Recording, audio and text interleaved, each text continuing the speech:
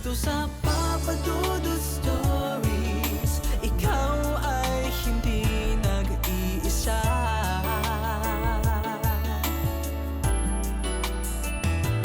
Dito sa Papa Dudut Stories, may nagmamahal sa'yo. Papa Dudut Stories, Papa Dudut Stories. Dear Papa Dudut, sa lahat po ng mga nakatutok ngayon, huwag kalimutan na mag-like, mag-share at mag-subscribe.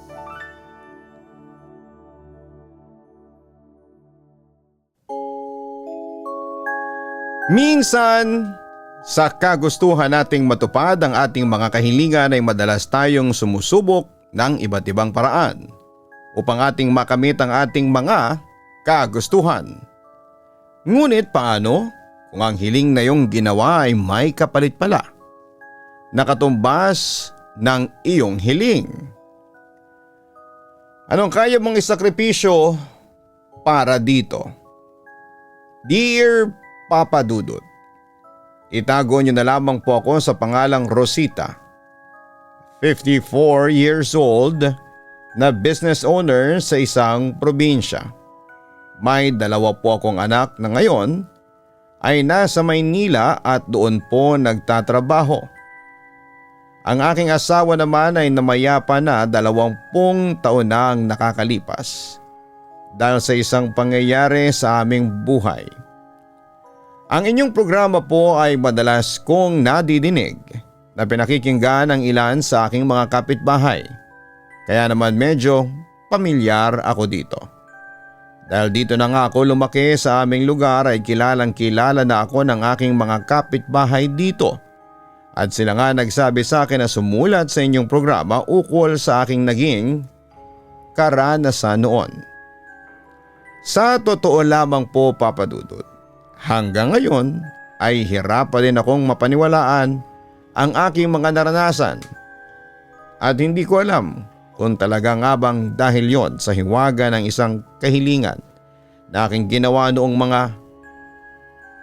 ang mga anak ko ay bata pa lamang.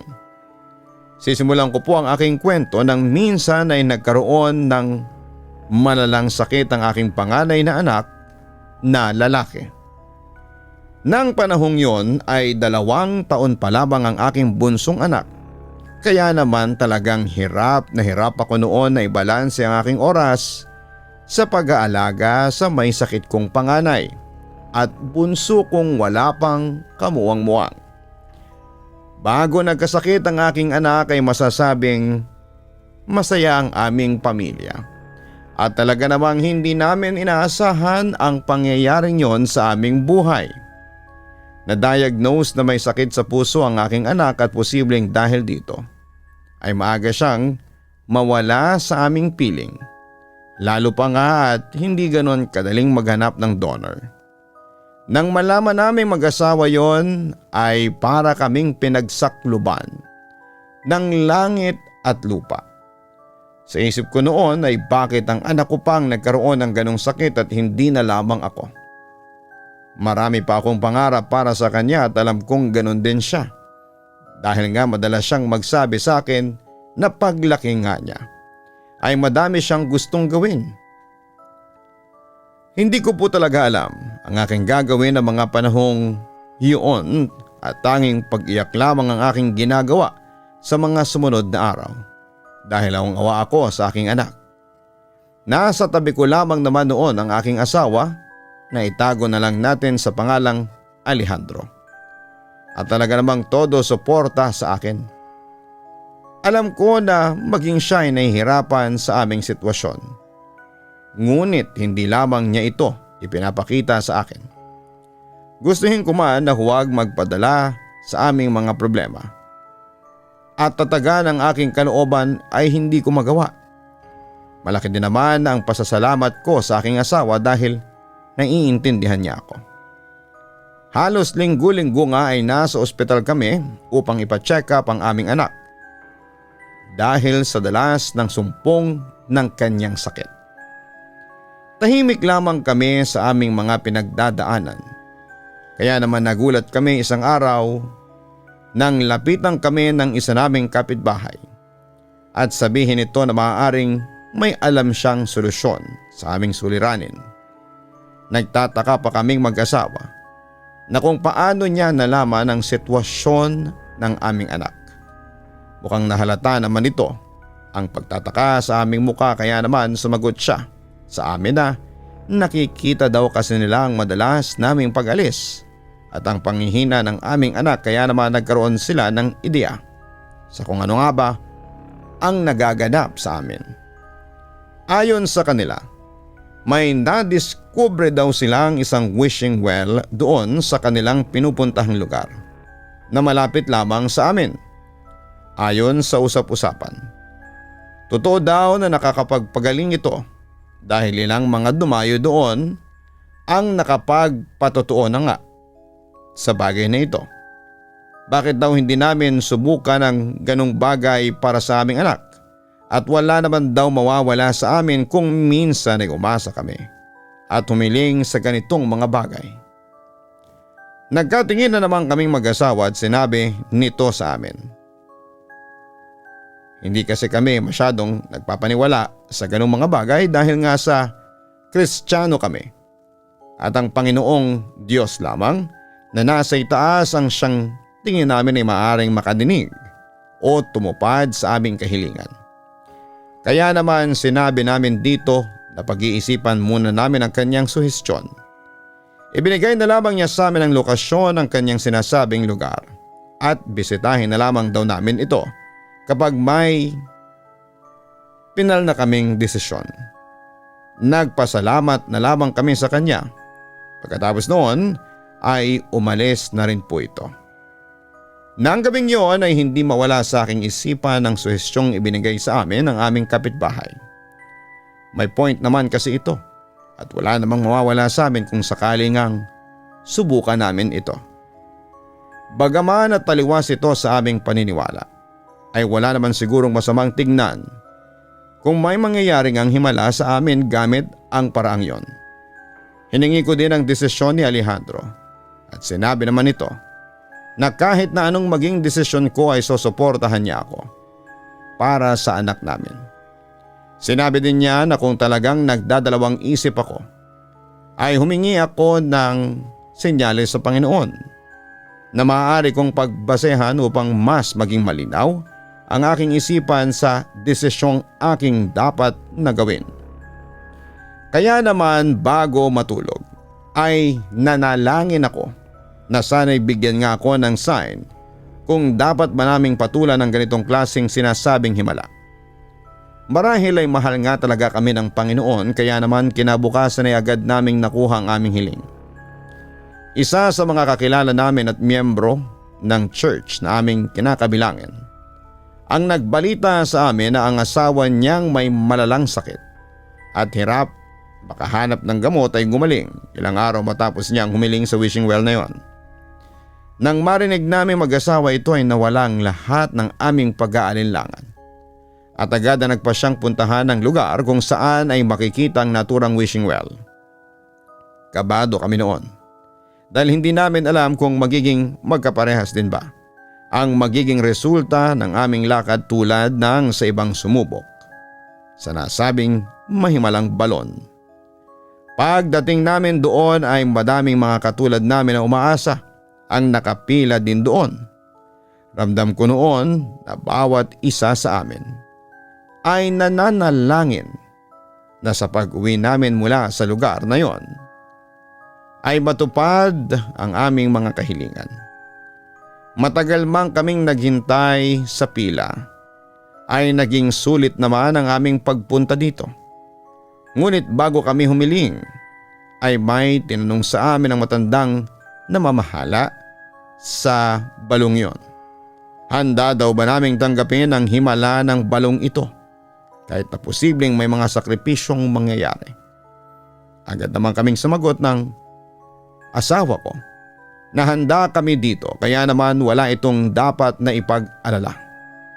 Nang nasa unahan na kami at mismong kami na nga ay hihiling, ay talaga namang hawa kamay kami ni Alejandro na humiling na sana'y magkaroon ng donor ang panganay naming anak upang gumaling na siya at hindi na mahirapan pa sa kanyang karamdaman. Matapos naming humiling ay naghulog kami ng coins na pareho. Nasa isip namin na dahil dalawa kaming humiling ay mas mapapakinggan ang aming panalangin. Puno ng pag-asa ang aming mga puso na umuwi sa aming bahay. Bagaman at lumipas ang araw na yon, na walang nangyari ay hindi naman namin ito alintana dahil sabi nga doon sa aming pinuntahan, maaari ngayon, bukas o sa mga susunod na araw pa, maganap ang himala ng balong yon. Basta magtiwala lamang kami, yun naman ang ginawa namin at makalipas nga lamang ang 2 araw ay nakatanggap na kami ng tawag mula sa doktor ng aming anak. May donor na daw siya at kailangan naming magpunta kaagad sa ospital upang maisagawa ang kanyang operasyon. Napaiyak po talaga kami ng panahong yon. Sa loob-loob ko ay nagpapasalamat ako sa Panginoon at sa balong yon dahil tinupad nito ang kahilingan naming mag-asawa. Agad-agad kaming nagtungo sa ospital at doon nga ay nagsagawa muna ng ilang pagsusuri upang tignan kung makakaya ng aking anak na sumailalim sa araw na yon sa operasyon na kinakailangan. Sa awa naman ng Diyos ay fit to operation siya. Sinagawa naman kaagad ng mga doktor ang operasyon. Matagal ding naganap yon, ngunit matapos nga ang aming paghihintay ay naging matagumpay naman ito. Nanatili kami ng ilang araw sa ospital para sa recovery period ng aking panganay na anak. Nang makauwi nga kami ay agad kaming nagpasalamat sa aming kapitbahay dahil kung hindi niya nirekomenda sa amin ang lugar na yon, ay malamang na naghihintay pa din kami sa tawag ng ospital. Natutuwa naman daw ito dahil nakatulong ang kanyang suhestyon. Honestly daw ay hindi siya ang personal na pumunta doon, kundi mga kakilala lamang din niya. Nagtanong lamang daw siya sa mga ito dahil nakita nga niya ang sitwasyon naming mag-asawa. Naging masaya ang sumunod na araw para sa aming pamilya. Akala namin ay magtutuloy-tuloy na ito, ngunit nagkamali pala kami. Sabi nga nila ay walang anumang hiling na ibinibigay ng walang anumang kapalit, lalo na kung nakuha mo ito sa madaliang paraan lamang. Mga ilang linggo matapos ang naganap na operasyon sa aming panganay, napansin namin ni Alejandro na tila may pagbabago sa aming bunsong anak. Madalas namin itong makitang may kausap, ngunit pag tinitingnan naman namin ay walang sino man ang nandoon. Ipinagpalagay na lang naming dalawa na baka naman nasa phase na siya ng kanyang buhay kung saan ay nagkakaroon na siya ng mga imaginary friend. Hindi ba't gano'n naman ang ilang mga kabataan? Minsan ay gumagawa sila ng mga hindi totoong kalaro upang malibang ang kanilang sarili. Role-playing kumbaga. Pero habang nagtatagal ay may napapansin na din kaming kakaibang mga pangyayari sa aming bahay. May mga pagkakataon kasi na kapag naiiwan akong mag-isa doon, ay nakakarinig ako ng tila may naglalakad sa itaas na bahagi ng aming bahay. Kahoy lamang kasi ang sahig namin doon, kaya naman lumalangit-ngit ito kapag may dumadaan. Kapag chinecheck ko naman, ay wala akong naaabutang tao at tulog naman ang aking mga anak. Medyo hindi na okay ang pakiramdam ko ng mga panahong yon dahil pakiramdam ko ay may kasama kami sa bahay na hindi naman namin nakikitang mag-asawa. Kaya naman isang araw ay nagpasya akong kausapin ang aking bunsong anak.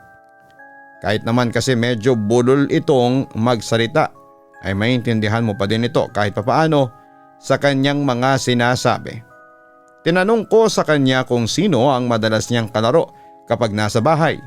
Masaya naman itong nagkwento, Papa Dudut, na may friend daw siyang bata na madalas makipaglaro sa kanya.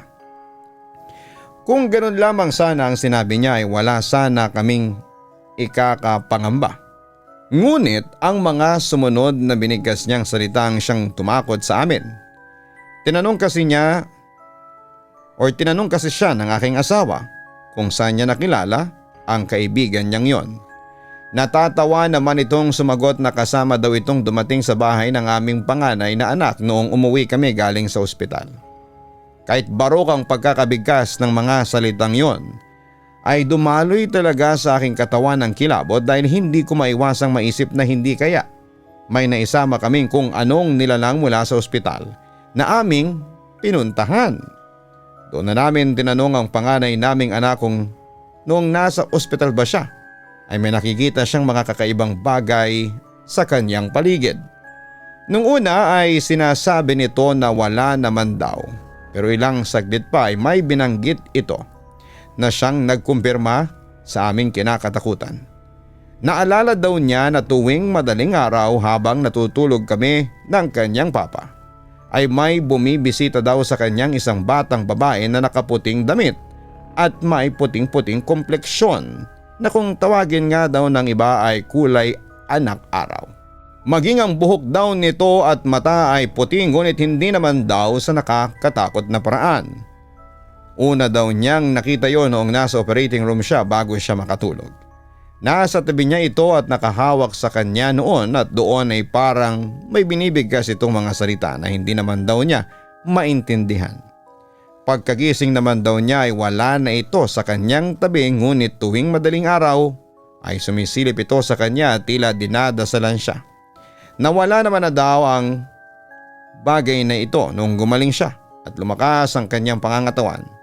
Matapos niyang magkwento ay nagkatinginan kami ng aking asawa. Mukhang may naisama nga kami galing sa ospital, kung ano ang nilalang na yon ay hindi namin alam. Nagpasya kaming magtanong sa aming mga kakilala kung paano ba namin mapapaalis ang ganong nilalang sa aming bahay. Ngunit maging ang mga ito ay hindi din alam ang gagawin. Base daw kasi sa aming kwento ay tila nilalang mula sa kalikasan ng batang babae na sumunod sa amin sa pag-uwi. Subukan na lamang daw naming magtanong sa mga albularyo dahil ito ang mga nakakaalam ng tungkol sa ganitong mga usapin. Ayaw naman naming lumapit sa ganong mga tao dahil nga para sa amin ng aking asawa ay nagsasanay ang mga ito ng mga itim na mahika. Dahil nga sa tingin naman namin ay hindi naman nananakit ang nilalang na yon ay hindi na lamang namin ito pinagtuunan ng pansin. Sa isip namin ay kung may balak itong masama sa aming pamilya ay matagal na sana nitong ginawa. Lumipas nga ang ilang araw ay tila nakasanayan na nga namin ang presensya ng naturang nilalang na yon sa aming bahay. Hindi na lamang namin ito masyadong pinapansin dahil nga sa pakiramdam namin ay kapag pinansin namin ito ay mas lalo lamang itong magpaparamdam at dadalaw sa amin. Ngunit isang hapon habang palabas ako papunta sa store namin papadudod ay nasa lubong kong tila problemado ang kapitbahay namin na siyang nagtuturo sa kinakalagyan ng mapaghimalang balon na yon. Medyo nag-worry ako sa kanya kaya naman tinanong ko siya kung anong problema. Bago niya sagutin ang aking katanungan ay may ibinalik muna itong tanong sa akin. Nabigla lamang ako nang bigla niya akong tanungin kung meron daw ba akong napapansing kakaibang mga bagay sa aming bahay. O di kaya naman ay hindi imbitadong bisita na madalas dumadalaw sa aking mga anak. Ngayon na lamang kami nagkita matapos ang huling pag-uusap namin kaya hindi ko nabanggit sa kanya ang tungkol sa puting-puting batang babae na ikinuwento sa amin ng aming mga anak. Nang makita niya ang aking reaksyon ay namutla ito na parabang natakot siya, Papa Dudut. Dito na niya sinagot ang aking unang katanungan kung saan ayon sa kanya ay ilan sa mga kakilala niya na bumisita sa balon ay may ikinuwentong bisita umano sa kanilang bahay na alam nilang hindi tao. Sabi ng kanyang mga kakilala noong una daw ay walang ginagawa ang mga ito ngunit habang nagtatagal ay isa-isa daw na nagkakasakit ang mga kasama nila sa bahay lalo na ang kanilang mga anak. Nagpabalik-balik ang mga ito sa doktor Ngunit kahit na anong findings ay wala itong makuha sa mga batang yon. Habang nagtatagal daw, ang iba sa mga bata ay gumagaling naman, ngunit may ilan na lumalala ang nararamdamang karamdaman. Dahilan upang magpatingin na ang mga ito sa mga albularyo. Doon ay sinabi daw ng albularyo sa kanila na ang mga nararamdamang sakit na yon ay isang kabayaran sa kung ano nga bang ibinigay ng mga ito sa kanila. Kung hindi daw maagapan yon, isa sa kanilang mga kapamilya ang posibleng kunin ng nilalang ng kalikasan. Diretso ang tingin niya sa akin at sinabing lahat ng mga kakilala kong yon ay humiling ng kagalingan sa balong pinuntahan ninyo dahil may mga life and death situation ang kanilang mga kamag-anak. Mabuti na nga lamang daw at nakita niya ako upang mabalaan kung sakali mang merong hindi imbitadong bisita sa aming pamamahay. Kailangan ko daw na agapan yon upang walang mangyaring kahit na anong kapahamakan sa aming pamilya. Kung kailangan daw namin ng albularyong makakatulong sa amin ay may kakilala siya. Sabihin lamang namin upang mapapunta sa amin. Huwag ko na daw hintayin pa na maningil ng malaki ang nilalang na yon sa tinupad nitong hiling namin. Umalis na rin kaagad ito pagkatapos sabihin ang mga bagay na yon. Pagdating ko sa store ay agad kong kinausap ang aking asawa at sinabi dito ang nabanggit ng aming kapitbahay. Sinabi naman ni Alejandro na baka naman nagkataon lamang ang ganong mga pagkakasakit. Huwag daw akong masyadong mag-isip ng kung ano-anong bagay dahil hindi mangyayari sa amin ang ganong mga bagay. Bagaman at may alinlangan pa din ako ay hindi ko na ito binanggit pa sa aking asawa. Nagdalawang isip ako kung maniniwala ba ako sa sinasabi ng aming kapitbahay o paninindigan ang gusto ng aking asawa na hayaan na lamang ang lahat dahil wala namang mangyayari sa amin. Sa uli ay mas nanaig ang paniniwala ko sa aking asawa kaya naman hindi ko na pinuntahan ang aming kapitbahay ukol sa alok nito sa akin. Akala ko nung una ay tama ang aming desisyon dahil lumipas pa ngang muli ang ilang linggo ay wala namang naganap sa amin na kahit na anong kababalaghan o yung katulad nga nang sinasabi niya na may nagkakasakit sa pamilya. Ngunit minsan ang akala nating tama ay pagkakamali pala.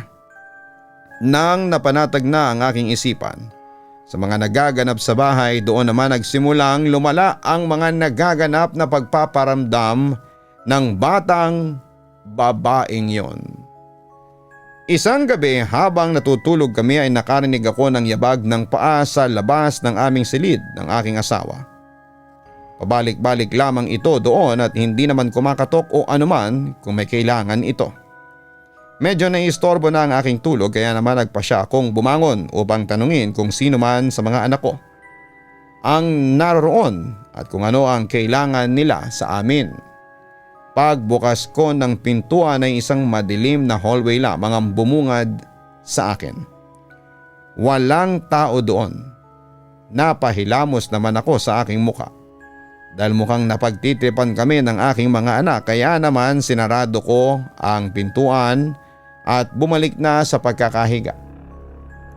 Patulog na sanang muli ako noon nang makarinig ako ng kaluskos mula sa paligid ng aming kama. Inilibot ko naman ang aking paningin doon at talagang napabalikwas ako ng bangon nang makita kong sa gilid na bahagi ng kama kung saan naroroon nakahiga ang aking asawa ay nakasilip ang isang batang babae. Na tulad sa inilarawan ng aking panganay na anak ay nakangiti ito habang nakatingin kay Alejandro. Nang mapansin itong nakatingin ako sa kanya ay nawala ang ngiti nito sabay alis doon. Sinubukan kong sundan ang tingin ng batang yon pero bigla na lamang siyang naglahong parang bula.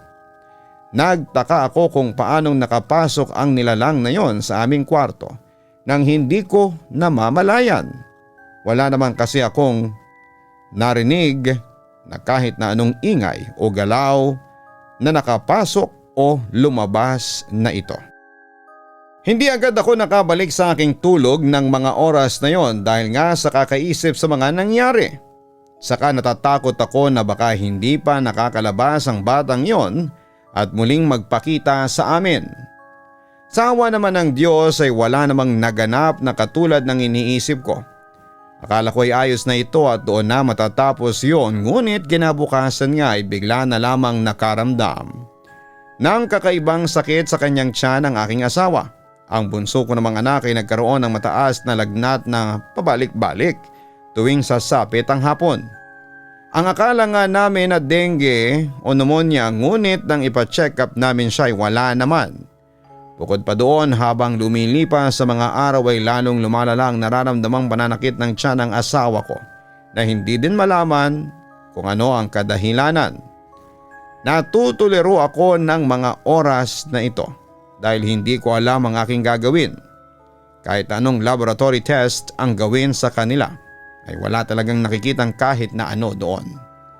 Nagagalit na nga ako sa mga doktor dahil parang wala silang silbi upang magamot ang aking pamilya. Tuwing gabi, Papa Dudut, ay naiiyak na lamang ako tuwing naririnig ko ang aking asawa na namimilipit sa sakit ng tiyan habang ako'y nakabantay sa aming bunsong anak. Malaki ang ipinayat ng aking asawa dahil nga sa hirap na rin na siyang makakain. Ipinapaalaga ko muna sa aking mga magulang ang aking panganay na anak dahil ayoko na makita niya kung paano kami unti-unting kainin ang aming mga problema.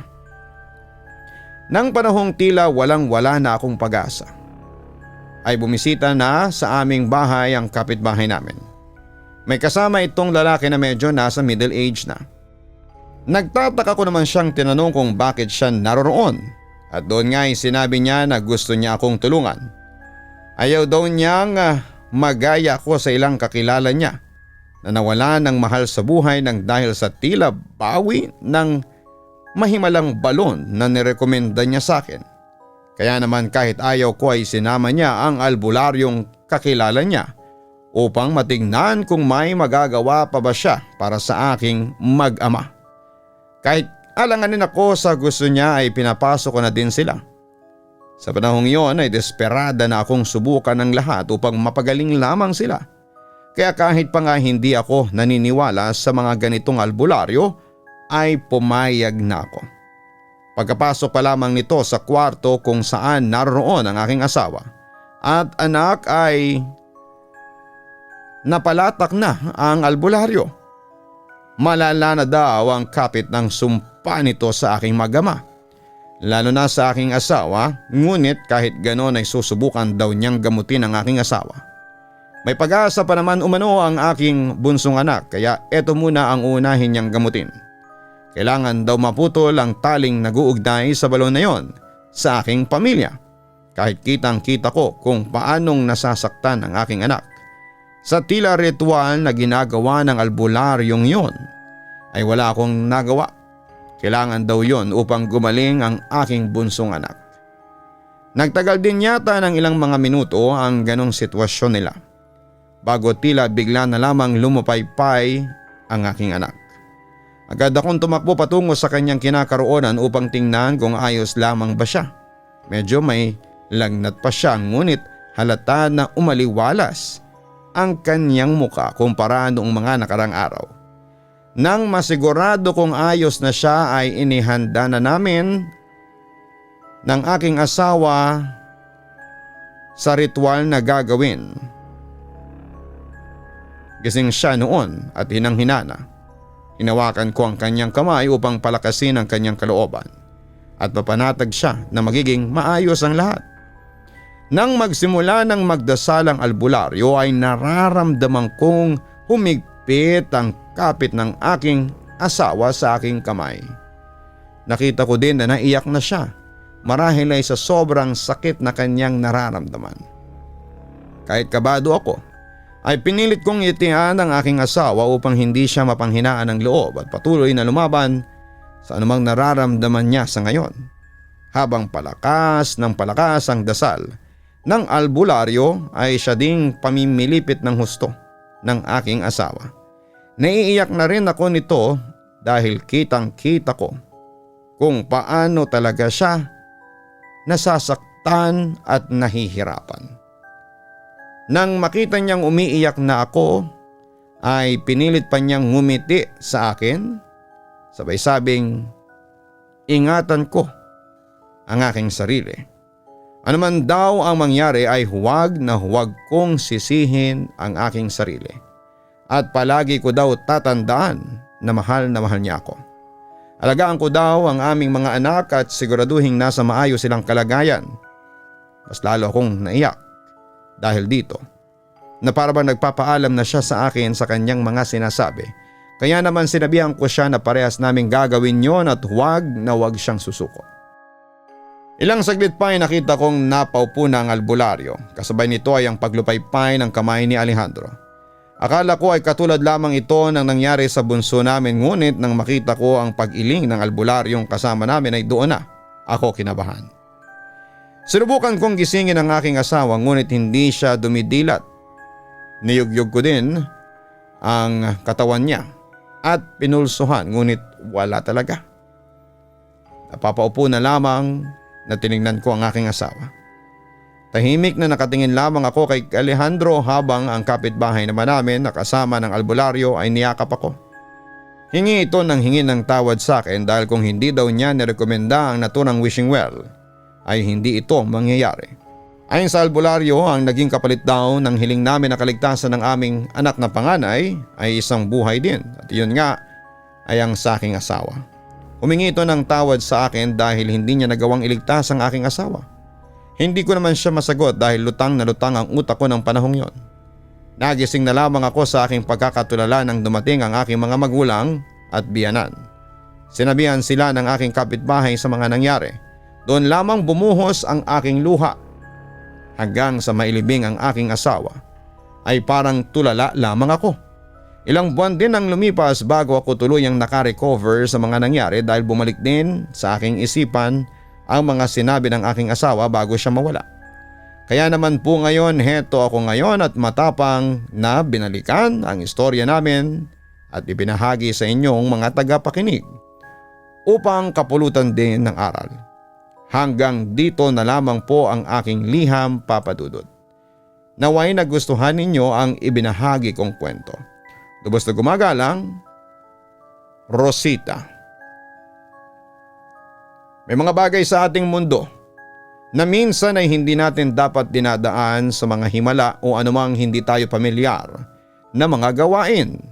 Minsan kasi hindi natin alam na ang simpleng aksyon at paghiling natin sa mga ito ay maaari palang may maging kapalit na ibang bagay. Matuto tayong maging maingat sa lahat ng bagay na ating ginagawa upang sa gayon ay wala tayong pagsisihan sa huli. Maraming salamat po.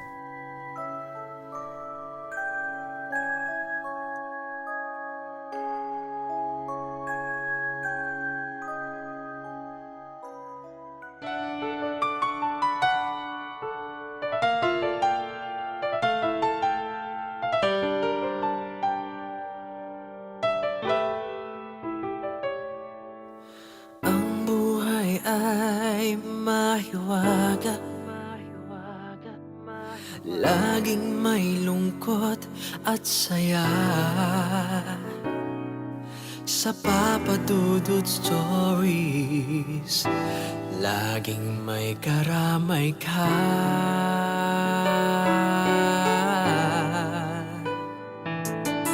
Mga problemang kay bigat, dito ay pakikinggan ka. Sa Papa Dudut Stories, kami ay iyong kasama. Dito sa Papa Dudut Stories, ikaw ay hindi nag-iisa.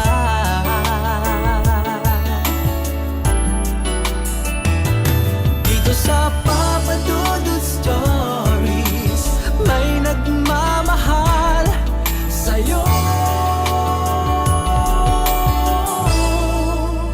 Papa Dudut Stories, Papa Dudut Stories.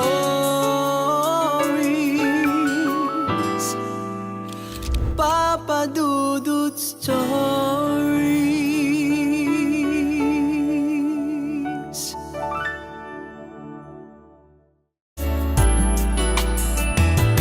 Dito sa Papa Dudut Stories, may nagmamahal sa'yo. Papa Dudut Stories. Papa Dudut Stories. Hello mga ka-online, si Papa Dudut po ito. Nag-enjoy ka ba sa ating kwento ngayong araw? Huwag kalimutan na i-share, mag-like at mag-subscribe. Maraming salamat po